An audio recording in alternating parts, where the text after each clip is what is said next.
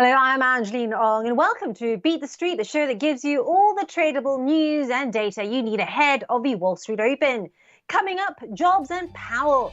Investors avoiding big bets ahead of a series of speeches by Fed Chair Jerome Powell, and of course, the upcoming jobs report. Apple's iPhone sales in China plunged, showed a report amid rising competition from domestic rivals like Huawei. And in the chip sector, AMD hit a US government roadblock in efforts to sell AI chips tailored for the Chinese market, according to Bloomberg. Now, welcome to this edition of Beat the Street. Not long now before Wall Street starts trading, just having a look at the Dow Jones Industrials here. This is the hourly chart for you, because if I try and show you where this started around 9 this session UK time, you can see that it is tracking slightly low, but not a huge amount, it has to be said, because if you look at a wider view, you can see that the overall rally is still in play, very much in play. Even though it's come below that trend line, it remains very close to that line. Indeed, the low, of course, around the end of October is where I've tracked that. Similar picture across the other markets as well. Let's just show you the Tech 100, still above the trend line there. And the Tech 100, which is the NASDAQ, and the S&P 500, both have seen higher highs recently and higher closing highs, really, for the US 500 and the NASDAQ as well. What is also interesting is all this might be about to change if we have different data points that change the mood music. We've got, of course, the jobs number, and we've also got, of course, Powell speaking multiple times this week. But ahead of that, we also have the JOLTS, the ADP, the Fed's Beige Book, and later today we've got global services PMIs and also services sector data for February, and factory orders as well. And to add to that, a lot of this is now being also moved by the data out of China, and the fact that the support, recent support that's been announced there, hasn't been deemed by the market as enough. Now, staying with China as well, Apple is moving on a report linked to its sales there. IG Chief Market Analyst Chris Beecham joins us with more. Chris? Well, it's not been a major week for economic and corporate events. Certainly, all eyes are on the NASDAQ and on Apple stock, which dropped to a fresh low. Yes, it was lowest level since the beginning of November. And this is the interesting thing, really, for markets, that Apple and indeed a couple of other big heavyweights in the Magnificent Seven have really seen their share prices start to wilt, particularly Alphabet after the failure of its image AI last week. But Apple really coming under pressure here.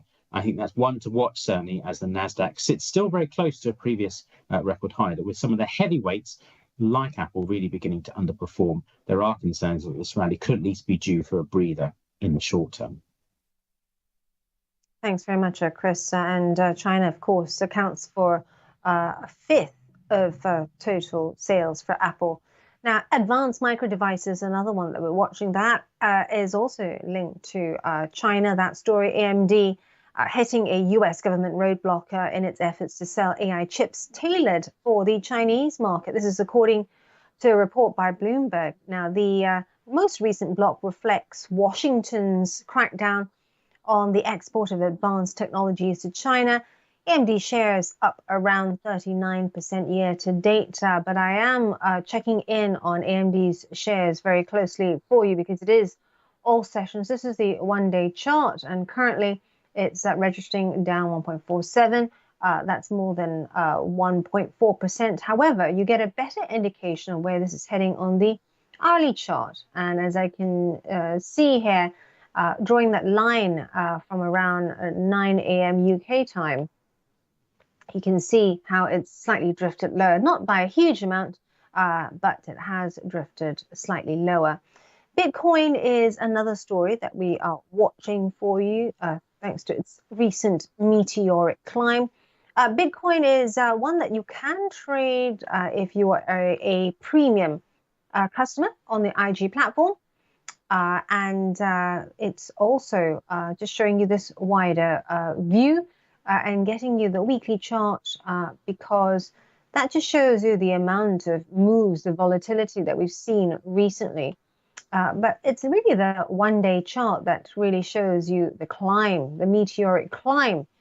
And much of this is because of the benefits it's seen from flows into exchange-traded funds launched in the US not too long ago.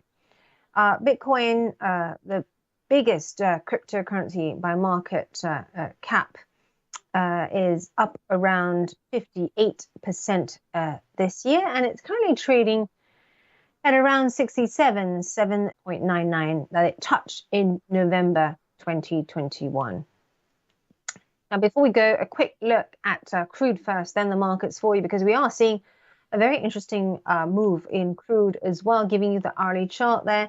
And as you can see here, the move is lower for crude since that 9 o'clock mark. It's gone from around 78.44 to now 77.57. So quite a move there. We'll be keeping a close eye on Brent and crude for you as we get closer to the open. But as you can see here, this is a look at the Dow Jones Industrials again, and they are indicating cautious open. But that's no surprise, really, given the amount of economic data that is yet to come. And that's it for this edition of Beat the Street, the show that follows the trading action, helping you position yourself ahead of the opening bell. For more trading insight, follow me on @IGCom and @Angeline Ong on Twitter. This is IGTV.